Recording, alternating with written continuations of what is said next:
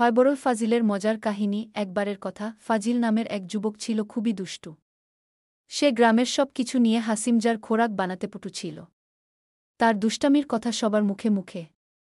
একদিন সে তার বন্ধুদের নিয়ে একটি মজার কাণ্ড ঘটানোর পরিকল্পনা করে।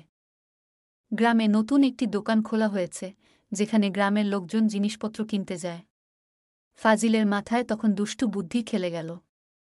সে তার বন্ধুদের বলল, চলো আজ আমরা দোকানের মালিককে একটু বিড়ম্বনায় ফেলি। ফাজিলের বন্ধুদের তো কথাটা শুনেই হাসি থামাতে কষ্ট হচ্ছিল।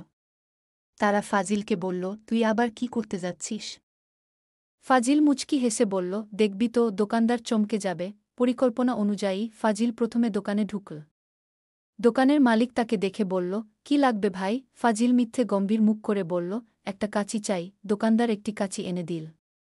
ফাজিল কাঁচি নিয়ে ভাব ধরে বলল, এটা কাঁচা থাকবে না, একটু ধার দিয়ে দাও। দোকানদার একটু অবাক হলেও কাঁচিটি ধার দিয়ে দিল।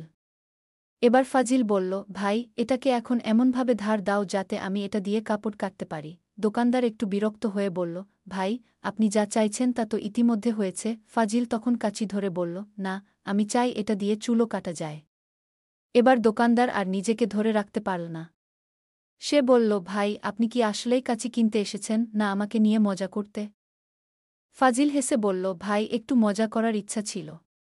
তবে আপনার ধৈর্য সত্যিই প্রশংসনীয়। দোকানদারও হাসতে হাসতে বলল, আপনার মতো ক্রেতা যদি প্রতিদিন আসে, তাহলে আমার দোকানে মজা লেগেই থাকবে। এই ঘটনার পর থেকে ফাজিল এবং দোকানদারের মধ্যে ভালো বন্ধুত্ব হয়ে যায়। তবে ফাজিল যখনই দোকানে ঢুকত, দোকানদার সবসময় প্রস্তুত থাকত, কোনো নতুন দুষ্টামি নিয়ে সে আসছে তা জানার জন্য। শেষ কথা, ফাজিলের এই মজার কাহিনী গ্রামের মানুষদের মধ্যে হাসির খোরাক হয়ে ওঠে এবং সবাই ফাজিলকে নতুন নতুন দুষ্টুমির জন্য উৎসাহিত করতে থাকে। কারণ জীবনের ছোট ছোট মজার মুহূর্তগুলোই তো জীবনের আসল রস।